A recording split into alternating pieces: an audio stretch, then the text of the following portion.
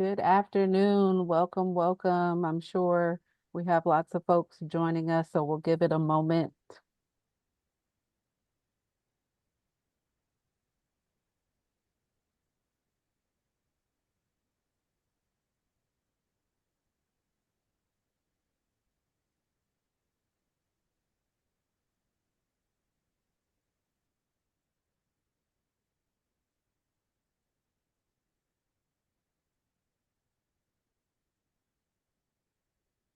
Okay, well, it's 2:30 and we have a jam-packed session, so let's get started. Good afternoon and welcome to you all. So good to see you and thank you for joining us today as we launch the new California Jobs First Business Ready Sites program and regional data tool. I'm Jolia Jackson, the Regional Engagement Development Manager with the Office of Regional Engagement Development Initiatives team, also known as the READY team. Before we get started, I just want to take a brief moment to introduce our presenters for today.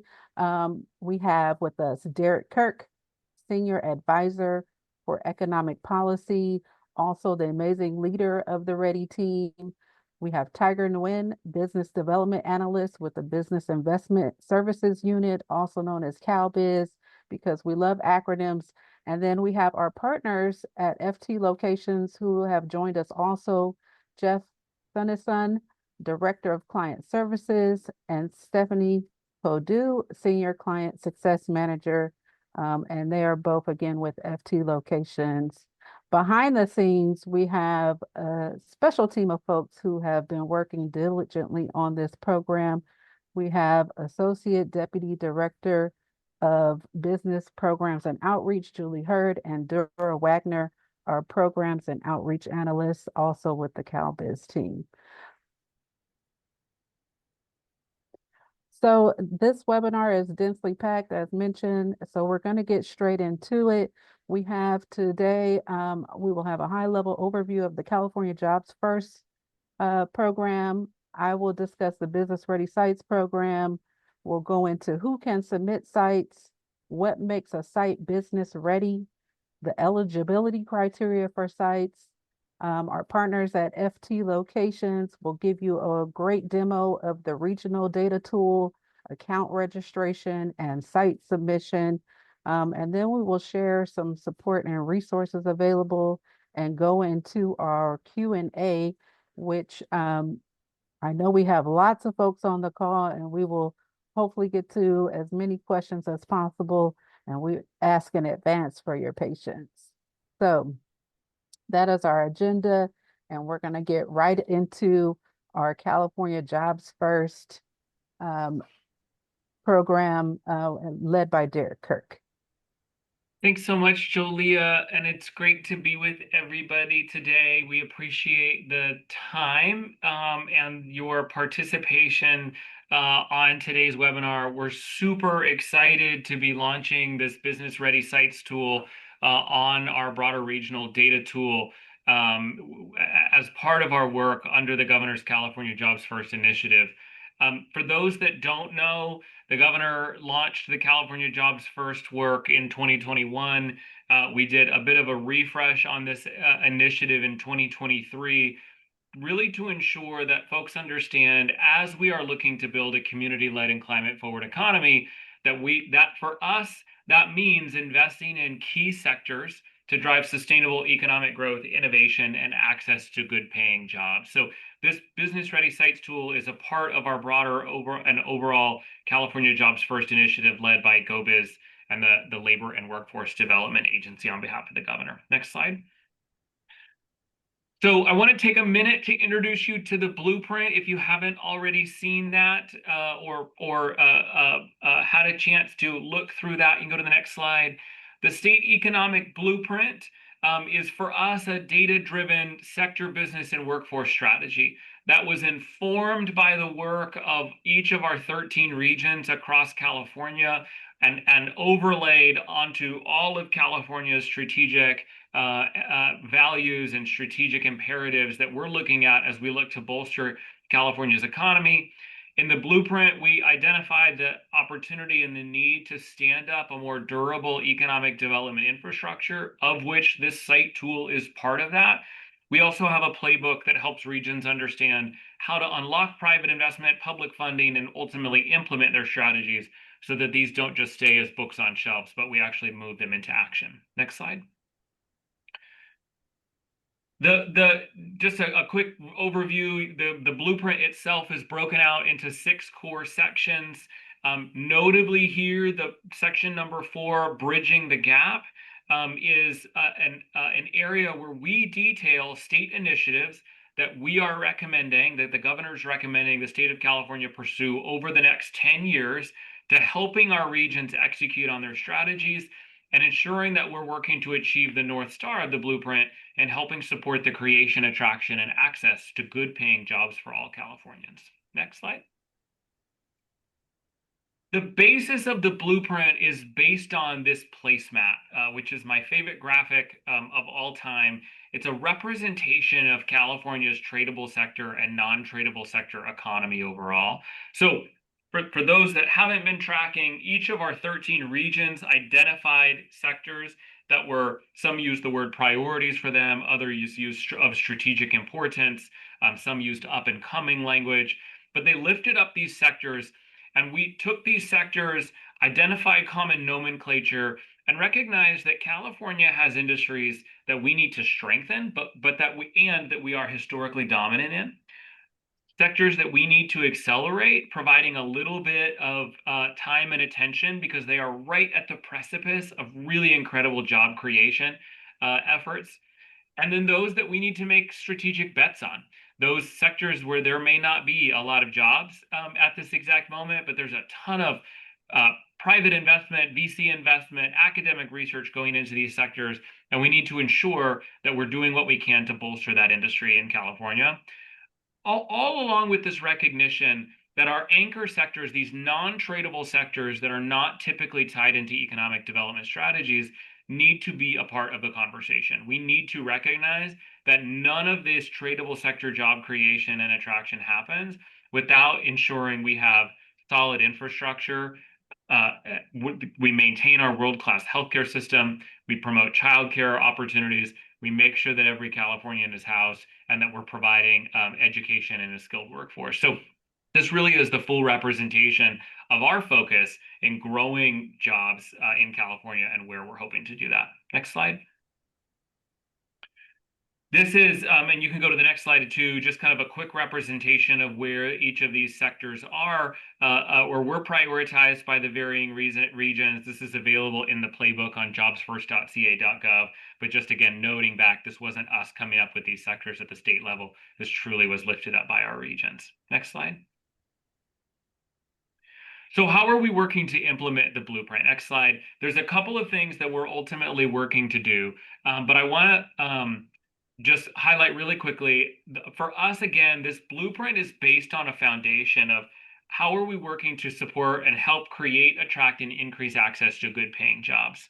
We have 4 core goals under that blueprint: supporting sustainable and equitable growth across our regions and populations, investing in the workforce for the sectors of the future, creating an attractive environment for and with job creators, and strengthening California's innovation economy and our entrepreneurial culture. There are a number of initiatives that are filtered up as part of each of these goals. The creation of this business ready sites tool was and it is an initiative that sits in our work and in these goals and was identified during the development of the blueprint as a strategically important initiative that we needed to advance, because far too often as we're thinking about and working to draw companies into California to considering this place, we don't know enough. We at the state and all of our local partners don't know enough about the sites that are actually ready for businesses, not 18 months from now, not 24 months from now, but where are those sites that local jurisdictions have done the hard work to get it ready for business? I know that there are local jurisdictions up and down California that have been prepping all kinds of investments and site development activities into different zones, commercial zones, different parcels in their communities to ensure that they're ready for business. We want to do our part to make sure that we're marketing that. And this is one of the core initiatives that we are acting on behalf of the governor and of the Jobs First Council in this first wave following the blueprint release. Next slide. We are hyper targeting in this first round 4 pilot sectors to try this work, particularly thinking about ag tech and farm equipment, life sciences, semiconductors and microelectronics, and the space defense and satellite sectors. You can see the different types of all of government approach that we are taking to supporting these industries and proving that California can and should be wrapping our arms around tradable sector job creation in California. As you learn about the Business Ready Sites tool, we are focusing on sites that are ready for these types of companies in California, not disallowing other industries, but prioritizing these 4 industries in this first wave on the Business Ready Sites tool, because we're also going to be putting marketing dollars and being more proactive in our the way California shows up in spaces where we're trying to do business attraction in these 4 sectors. More to come on that, but we're really hopeful to find a set of sites that can be ready for industries in these 4 sectors. Next slide. I think that's it for me. Before I hand it back to Jolia, I just want to thank Jolia and Julie and Tiger and the entire team for putting so much work into this, and the team at FT Locations. It's been super exciting to see the development of this, and I'm really looking forward to doing more in partnership with all of our local communities to lifting up those sites and making sure that businesses know that yes, we have a lot of regulations in California, and yes, at times it can be challenging, and we can do a lot of pre-work to making sure that companies can and do come to California communities across our state in a time frame that meets their expectations. So with that, Julia, back to you. Thank you so much, Derek. Appreciate that. Today I'm excited. I'm excited to share with you the strategic vision behind a program designed and driven by our very own Ready and GO-Biz teams. This program represents a proactive approach to site development and economic expansion across the state. The core mission is to identify ready-to-go parcels across California's 13 economic regions, ideal for headquarters, research and development, hubs, and advanced manufacturing. So these sites are vetted based on our program criteria, offering an enhanced path for companies looking to scale quickly. And you might say, well, why is this important? Well, in today's competitive landscape, speed matters and certainty matters. And by having shovel-ready sites pre-identified, it allows our GO-Biz team to respond quickly to business inquiries, provide tailored solutions, and showcase a curated portfolio of opportunities to site selection consultants, investors, and growing enterprises. So this not only accelerates project timelines and reduces uncertainty, but also aligns with the strategic economic development work already underway within our regions through the California Jobs First initiative. So reinforcing statewide efforts to drive inclusive growth and workforce opportunity. So this program is built on 4 pillars. Site identification, prioritizing parcels that meet key infrastructure, zoning, and workforce criteria. We have outreach and promotion, proactively engaging with companies and decision makers who are exploring California. Regional collaboration, very important, partnering with local governments, economic development teams, and industry allies to ensure strategic alignment. And then we have business growth and enablement, supporting expansion and attraction efforts that result in quality jobs, innovation, and long-term regional competitiveness. So through these efforts, the Business Ready Sites program not only accelerates project timelines, but also our state being one of the largest economies in the world and consistently ranking top five globally, it is a program along with all of the wonderful work that you all are doing out there. This program, it will keep us in a position as a premier destination for transformative business investment. And so I just want to take a moment to appreciate you all and thank you all for your contributions and the work that you're doing as well. So then you might say, well, Jolia, who can submit sites? So let's talk about it. Who can register for an account and submit a site? Um, because it's not our concept to list every single available site in the state, just only our top tier sites is what we're looking for. Account registration and site submission are only open to key partners who play an active role in shaping regional economic development. So those eligible entities you see listed here, we have local governments, such as our cities, counties, joint power authorities, and utility or community service districts with jurisdiction over the proposed parcels. And then our economic development organizations, both local and regional, including business improvement districts that are focused on promoting growth and investment. So we strongly encourage regional collaboration to ensure site submissions are aligned with broader economic strategies and maximize business development potential through the California Jobs First initiative.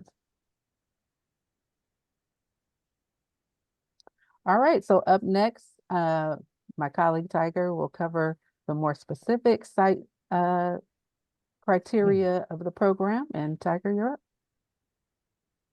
Thank you, Julia. My name is Tiger Nguyen, and I am from the California Business Investment Services team, CalBiz team. I helped create the blueprint for this tool, so I'm excited to present a very important piece of our site selection, tool, which is what makes a site business ready. As you can hear, our senior advisor Derek talked earlier. Our site selection program is one of the many new things, many exciting new things that will come with this Job First initiative, right? Hopefully, this will be a deal closing tool for our state in the future. That's why this tool is designed to with the four pilot sectors in mind. And again, they are ag tech and farm equipment, semiconductor and microelectronics, life sciences.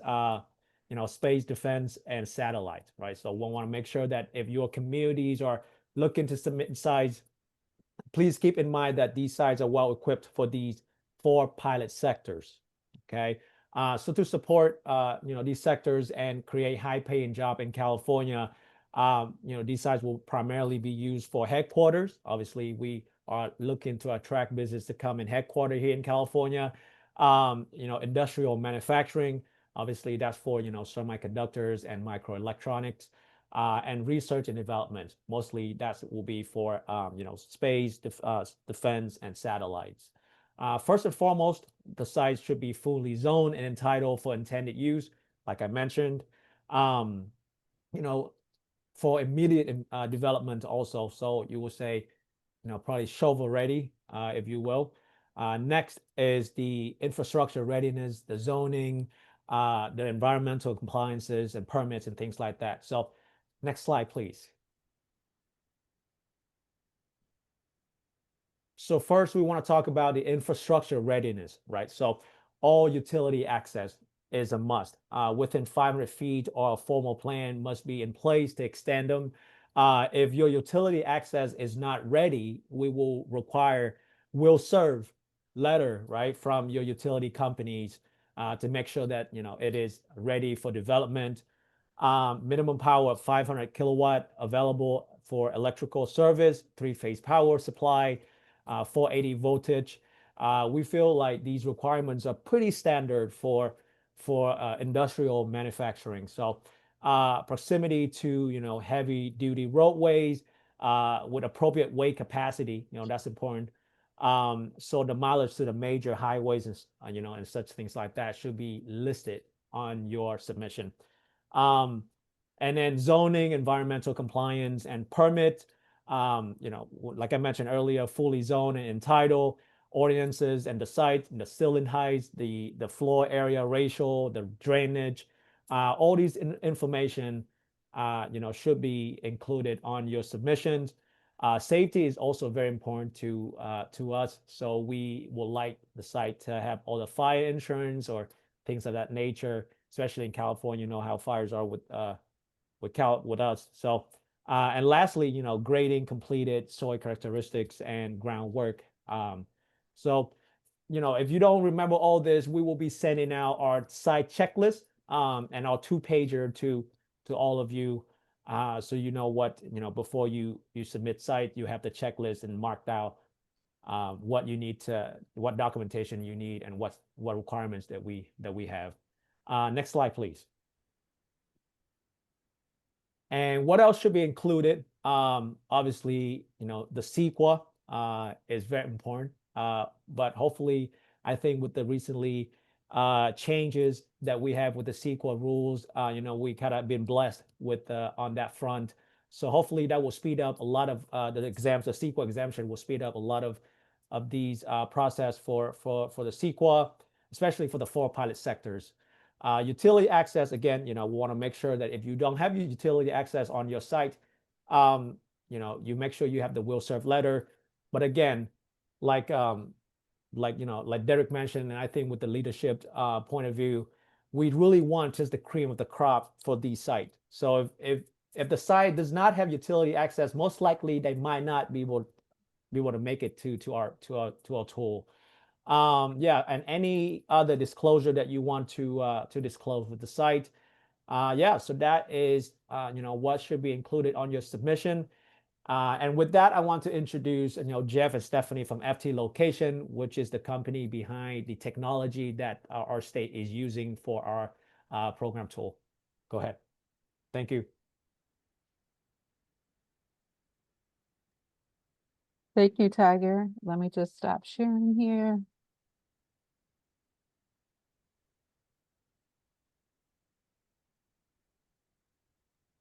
All right. Well, hi, folks. I'm Stephanie. I'm part of the FT Locations team. Jeff is going to be presenting for us today, but I just wanted to say hello while he gets that going. Jeff and I have been working on these tools for a very long time, so we're happy to answer any questions that you have. And go ahead, Jeff.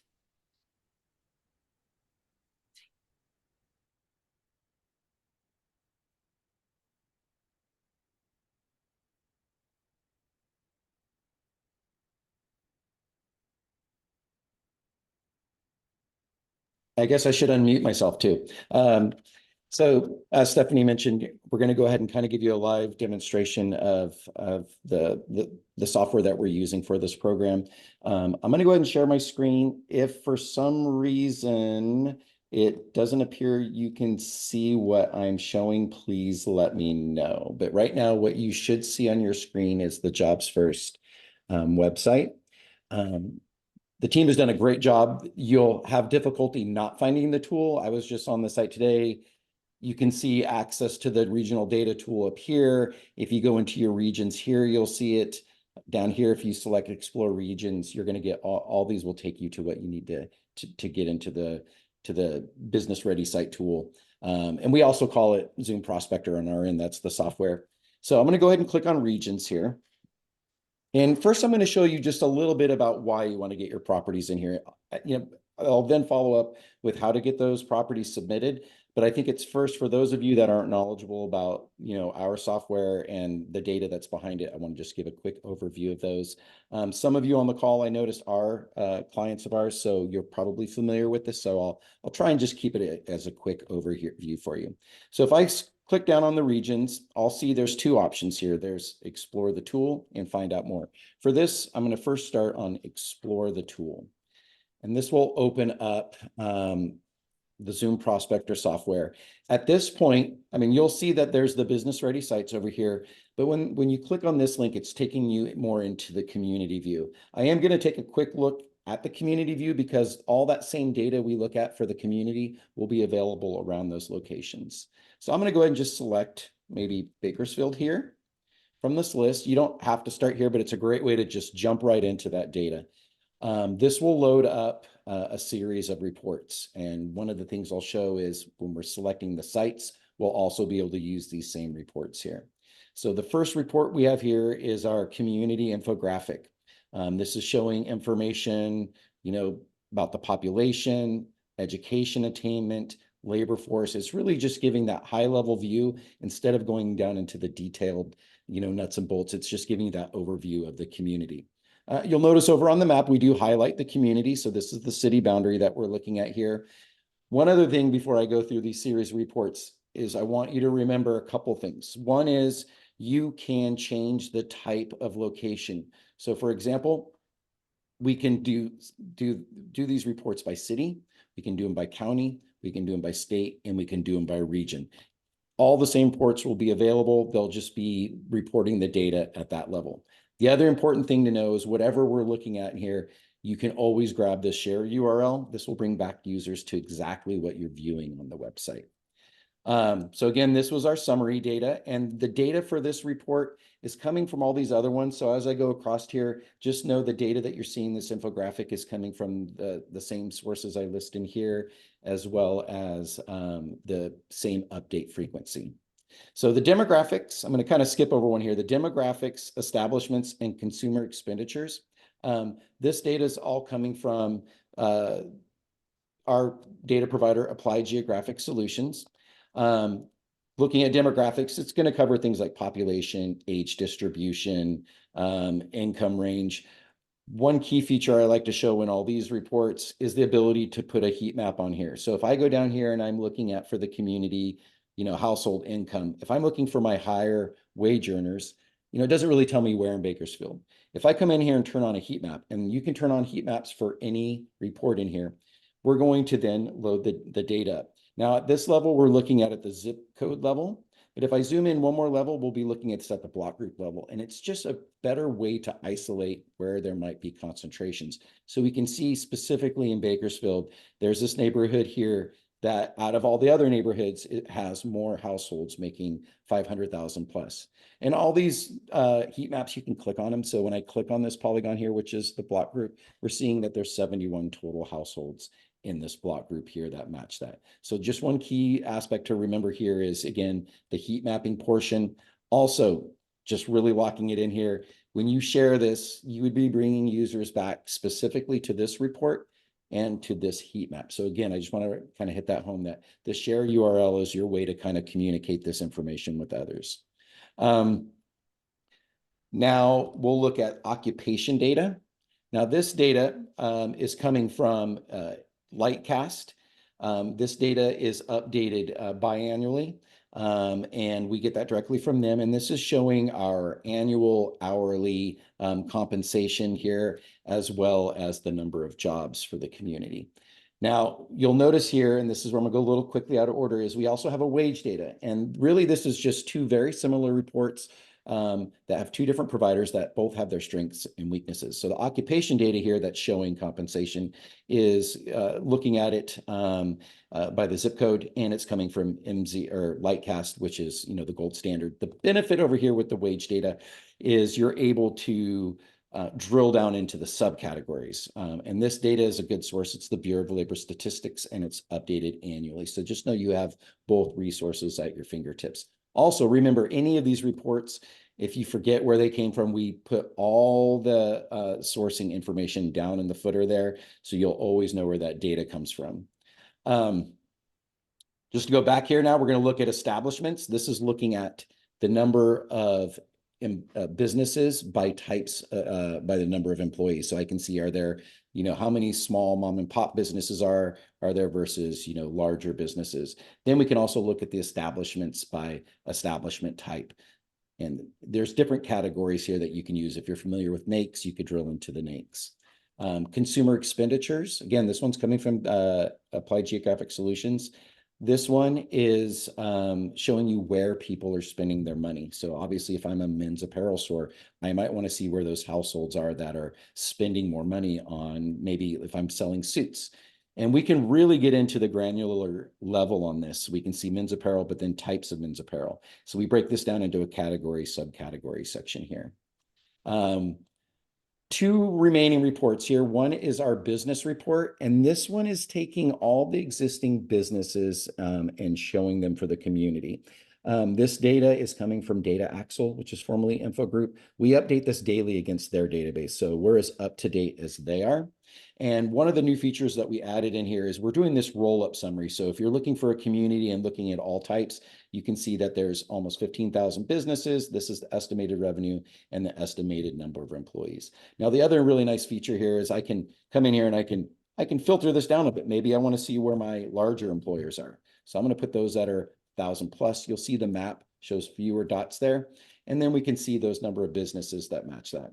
You can drill into any of these businesses. You can see the subcategories, and then you can jump right into those specific businesses and see where they are and, you know, a little bit of information about them. You can also click on the map. So the map and the report are really kind of tied together. The final, one other key feature here is we also have clusters in here. And these are clusters that we've worked with GO-Biz to kind of, and Jobs First to kind of really paint the picture for the area. So if I choose something like clean energy economy or childcare, it's going to pull those up in here. Now I got to remember to clear out my filters there because I'll also have that in here. So this is showing me, you know, healthcare and social services, but it's capturing those subclusters like nursery schools here. One of the nice features here is we can also turn on a heat map for this. And so what this is doing is we're calculating the number of businesses within each block group. So we can see this block group right here has the most businesses in that cluster. So, you know, feel free to kind of play around with that. There's a lot of cool information you can pull from that. And then finally, we have our talent data. And so here we're looking at the number of degrees awarded by top 5 programs, top 5 universities. And if we're looking for specific skill sets and specific graduate levels, so maybe I'm concerned with people that are coming out with masters. Maybe I'm looking for a specific strength here, maybe some journalism. I can go in here and I can see, okay, obviously I shouldn't be recruiting from over in this area. But if I go into something like education, I can see these subcategories and I can see where those master's degrees are coming out of, and I can see maybe where I want to recruit. This data comes from the National Centers of Education Statistics. It's updated once a year. And we also have in here trade school data. So if you're looking for certificate-based programs and where those trained individuals are coming out, you can drive into here. So how does this kind of tie into the business ready sites? So the idea here with the business ready sites is we're looking at that data by community, but once those sites are included in here, now I'm going to just go ahead and close this out. If I select one of these businesses, or you've added one of your businesses in here and I view details, we're able to see those same reports here. So one thing to note is here's the property data, and that's coming from you all entering your properties and submitting them. So this is something that you control in the software. But then all these reports here, all that same data is available. So if I click on demographics here, instead of looking at it for the community, we're looking at it around a radius. You can do anywhere from a 10 to 100 mile radius. So if you know your labor shed is 50 miles out, you could look at it that way. We also have a drive time. I think a popular drive time is a 45-minute drive time shed. You can draw that in there. And whenever we're doing these updates, it's updating the data in the map or the data in the report, but as well as the data, the map over here. So the map in the area you see highlighted here is being reflected with the data here. Again, these are things that you can share. So if you see something that's really attractive about this, you've got your site in here, users can come in here, they can go in here and create these reports and then share a URL out to this. The other thing with the drive time is you can do time of day, trucking, walking, so you can really adjust it for specific parameters in there. And I won't run through all these same reports again. I think what's important to note here, same reports, it's just now we're looking at it for minutes as well as miles to pull that information. And then just one key feature before I talk about getting your business ready sites in there is now that you have access to the tool, we've seen that we can do it around a business ready site. We can do it for communities, regions, counties, state, but you can also choose your own location. You can use the pinpoint tool, drop a pin in there, treats it just like a property. But then even better, you can use the area analysis tool. So if I go into explore communities here, that gives me this option to analyze the area. So I might want to zoom in a little bit. Actually, let me zoom in first. And I can use this area analysis, and maybe I just want to capture data along Interstate 5. So what I'm really trying to get at is you can really analyze any part of California. And in fact, when you're doing radius and drive times and things like that, you're even going beyond the borders into adjacent states. So how do we get those business ready sites in there? Julia kind of touched on that. You do need to have an account in here. The good news is if you're already using Zoom Prospector, any properties that you have in there, once your user account gets approved in here, you basically, all your properties will move with you.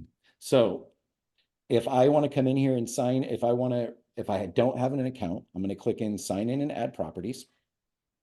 And this is going to give me the option here to fill out my user information. And it's important to list your company and fill this out as completely as possible, because Julia and her team are going to need to go in and make sure, you know, you are the type of organization that they want to have a user account in here. So you would fill this out. This sends them a message. Once they approve your account, it'll send you a response and it'll let you know your account is ready to access and go in there. Now I went ahead and I logged in here. I have this account under here for me, it's a test account.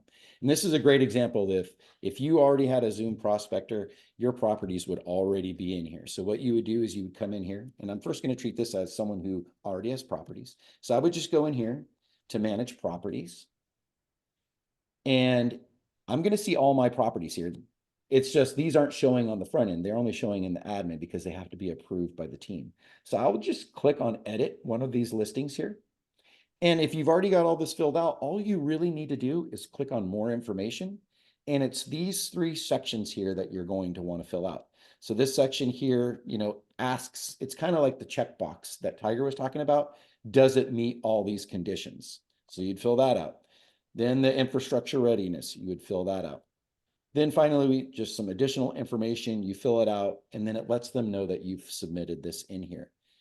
At that point, Julie and her team will review it, and then they go in and they flag it if it meets that criteria, and then it gets added to the site. So again, just because you see it in the admin does not mean it will show up on the front end. They do have to flag it as a business ready site.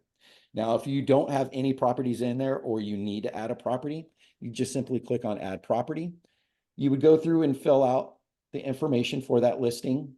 And then you're going to go over to that. When you go over into more information, you're just going to make sure that you fill out those additional 3 boxes. So really, if you've got properties in there, you're kind of just going in and going to that section and submitting the answers to those questions. If you don't, you're just going in here and adding a property. I'm not going to make you sit here and watch me add a property. It's pretty straightforward. Throughout our admin and front end, there's great tutorials in our knowledge base. So always click on that help, learn how. We can go in here. We have tutorial videos. We have, you know, step-by-step instructions to help get you started in there. Other than that, I think the only other thing I'd want to mention is back on the front end, you know, talking about the data sources and things like that. Again, for your end users that may question the data, click on help. One of our first articles here that is just right here in the dropdown is data sources and update frequency. So you can see where the data is coming from, when it's updated, where it's coming from, and how they collect that information. So try and be as transparent as possible here. And then the last piece, which I didn't really touch on because I wanted to make sure we got to the business ready, is there are a lot of great infrastructure data layers that we've put in here. Half of these are coming from us at FT locations where we maintain this data nationally. And the other half is coming from the Jobs First GO-Biz team that is provided access to these layers or let us know where to get them. What I can say about all these layers, they're all coming from state and federal sources. I will be putting together a document that kind of lists those if you're kind of wondering where they do come from. But I would just say explore those. And again, this is all can be used, when you're building these business ready site reports. You can turn on these map layers. You can build really compelling story of, why this location is a great place to locate. But I think that's it for me, unless I missed anything. Jolia, Tiger? Thank you so much, Jeff, for that Mhm. detailed overview of our regional data tool and letting us see behind the scenes for account registration along with the site submission.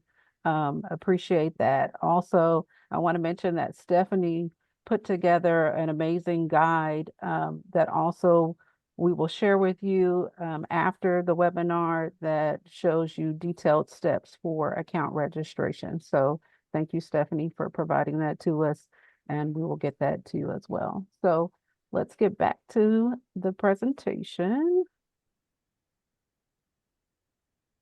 Hopefully you all can see my screen here. Um, so now we want to just talk about some of the support and resources that we have available for you all. It's important to us that you all have a positive user experience with our sites program and with the regional data tool. So we will have one-on-one technical assistance sessions to help you navigate complex questions or overcome specific challenges with account registration and site submission. That will be either myself or Jeff or Stephanie can also work with you to help if you have questions or need assistance walking through those account setup and site submission pieces. So we are here to help, and don't hesitate to reach out and connect with us so that we can provide that support. We will also host monthly 30-minute office hour sessions. This will be virtual. Our first session is going to be on August 19th. So we will share that information with you all, and hoping if you have any questions or input that you would jump onto that session. GO-Biz collaboration. The GO-Biz team will work with you all on site selection, facilitating connections, etc. They are a valuable tool to ensure alignment with state and regional opportunities. So they are available as well. And then, of course, we have our regional data tool available at no cost to find business-ready sites right away. And it's our hope that you would go there first. Start there first with working with your partners. But again, the tool has all the demographic, business, industry, education, and consumer expenditure data across California's regions. So now it's the fun part where we are going to open up for Q&A, and Tiger, I'm going to let you take over.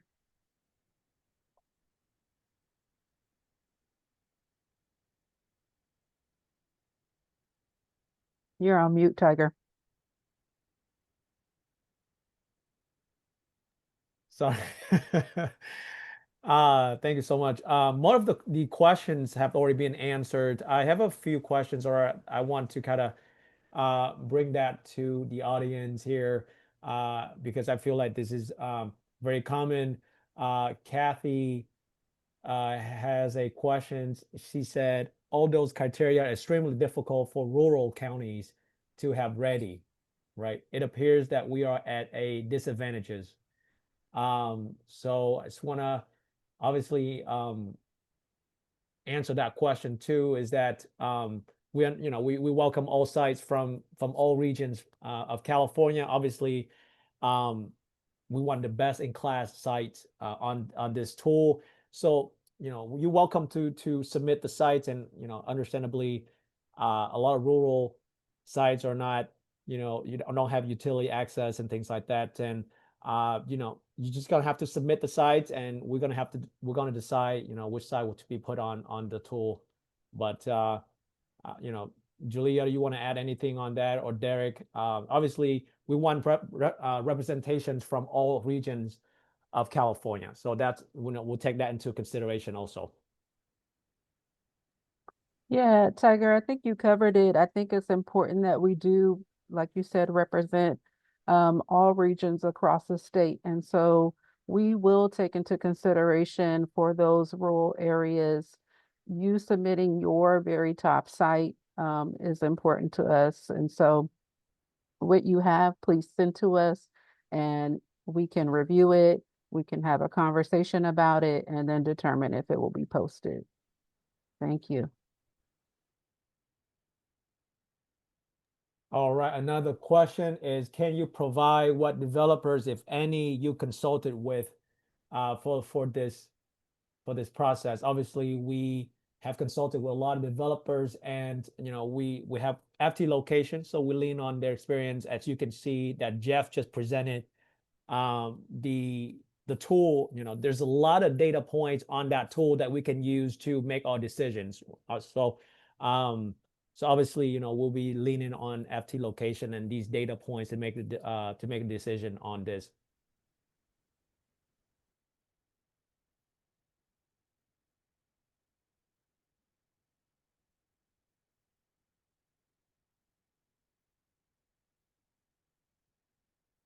Jason has a question. Is the utility access information only being evaluated for its proximity to the site, or will you also be evaluating information on existing utility capacity to confirm the system can meet the needs of prospective users?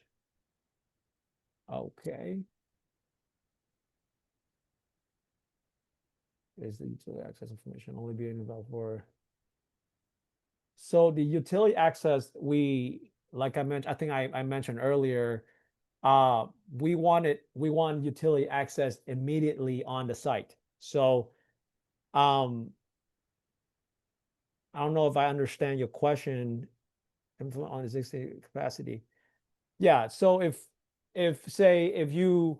we have a business that want to come in and they require a large load of power, for example, like a data center, and they say they want 300 megawatts, and the site, even though the site has utility access, it does not have the power to support the business. Then obviously additional required documentation will be needed for that process. But for the communities to submit sites, all we need is just utility access information. That means that utility is ready for that site, or will serve documentation. Hopefully that answered your questions. Oh, thank you, Jason. All right.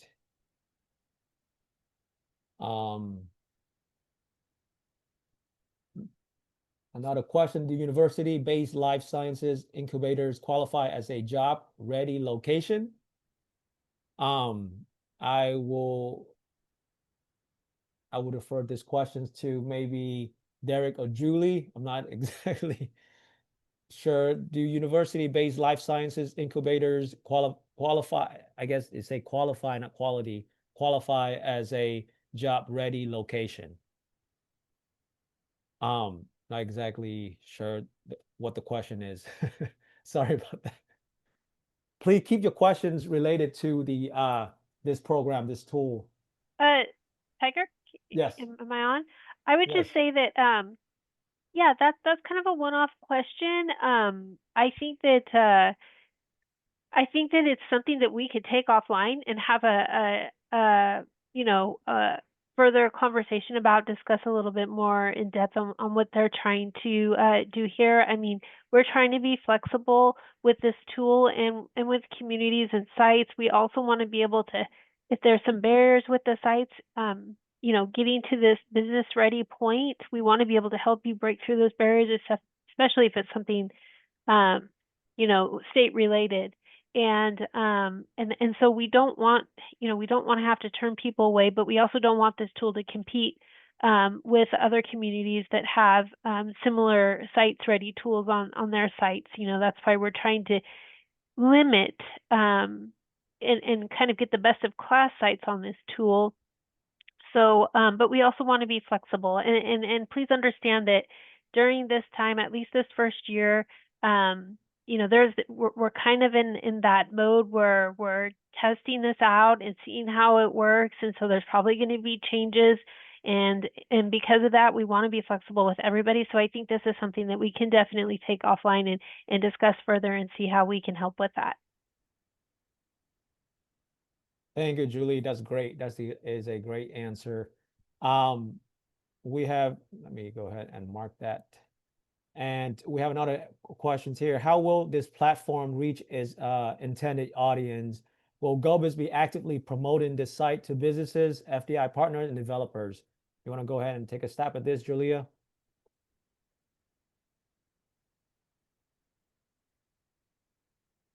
I think you mentioned this on the Sorry, last slide. On the I last was slide. trying to get my um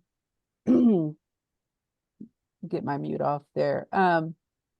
You know, we we're not exactly promoting, but we will be sharing out this tool and trying to get it out there. And so let's see here. We, I don't know, you can see our two-pager here, and we'll be sharing this information. So the Ready and CalBiz teams, this is part of us trying to get the tool out there. We are hosting a webinar series. This is the start of it. And so we are really just working to try and share out with you all, and then hoping as well that you will work with us and partner with us to get these sites uploaded. But these sites are, as we say here, in partnership with the relevant entities, will proactively promote these sites.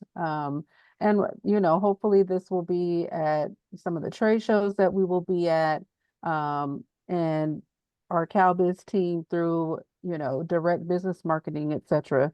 We hope to promote these sites as well.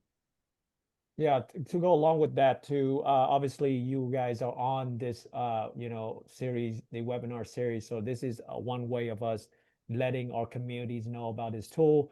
I think Julia mentioned about the office hours, that we have half an hour every month where we address your concerns. But yeah, we depends on you guys, right? Word of mouth, we're doing this so that you can let your partners, your communities know about this tool. So yeah, we will continue to do more webinars and more outreach regarding this tool.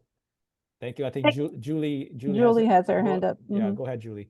Yeah, I just want to address a couple questions also that have come up about how this tool will be used for future RFI requests through our office, and then also, how we'll be doing outreach with the locals on these sites or on the tool. So first of all, if the state does not want to take the lead on referring sites through RFIs,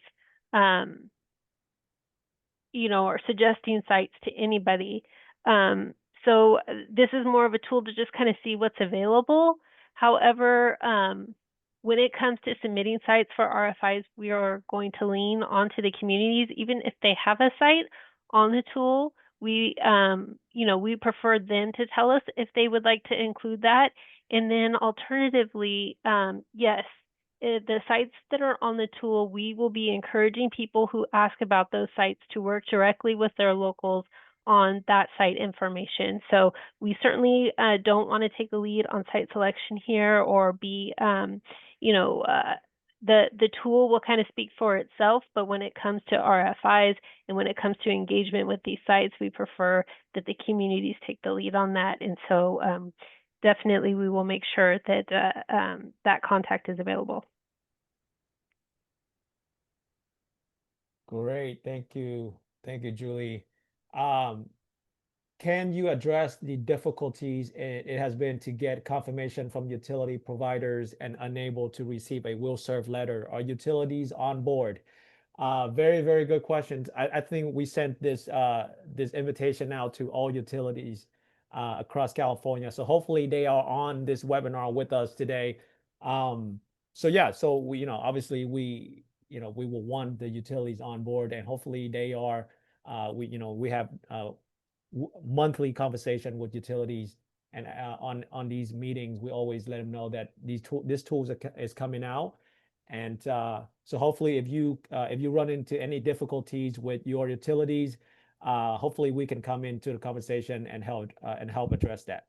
And Tiger, just to add to that, we have gotten very positive feedback from the utilities when we brought this up, and we have discussed that specific point, and it has been received positively that they would like to help in this initiative too and be as supportive as possible. I mean, I'm sure there's going to be some one-offs in some special circumstances, but for the most part, it's been very positive feedback from our utilities.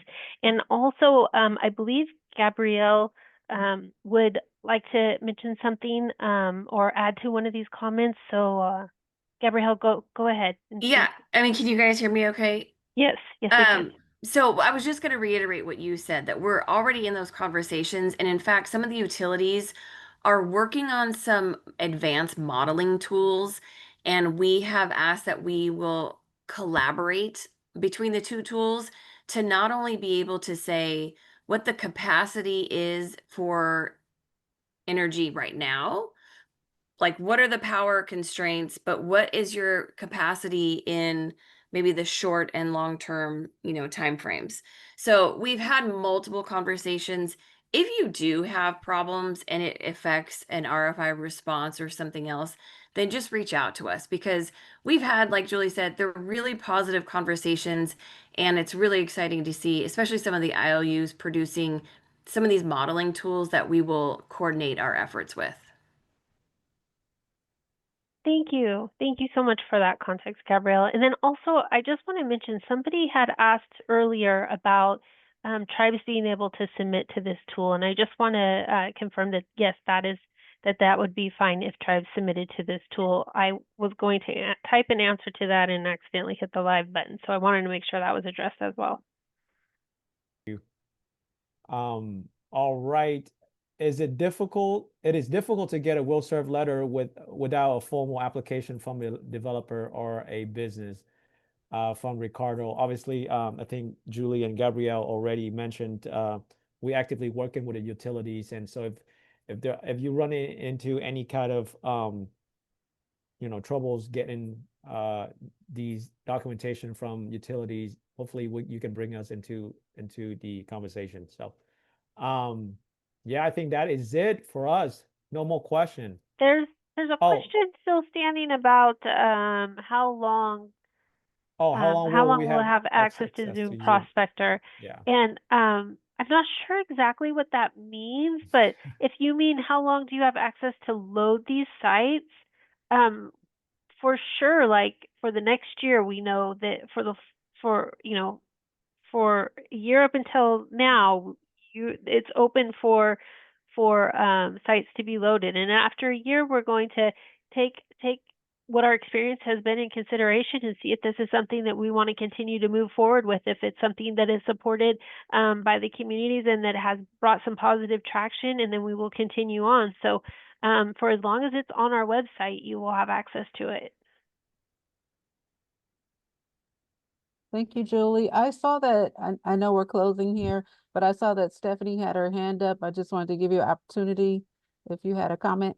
Yeah, I just wanted to say, as far as like folks who are asking about sharing on their LinkedIn or about, promoting things on here, using that share button makes it really easy. So if there are reports that you like, particularly ones about your community, that you want to share on LinkedIn, you can grab that share URL and people can look back at the information that you're interested in them looking at. It's a really great way to highlight some points about your community, and also get people back on the website to look around some more at more data. Wonderful. Well, we appreciate that. We appreciate all of you joining us today. I don't want to take too much more of your time, but I did want to share our contact information. If you have additional questions of the Business Ready Sites team or our GO-Biz team, or any general questions for GO-Biz, you can reach us at our contact information here, or our QR code for general questions. So again, thanks so much. We appreciate you and your time today, and look for a follow-up email with all of our great tools. We'll be providing you with a survey, a checklist, a 2-pager, the video recording. So look for that to come. Thank you all, and we appreciate you. Thank Take you, care. everyone. Bye-bye.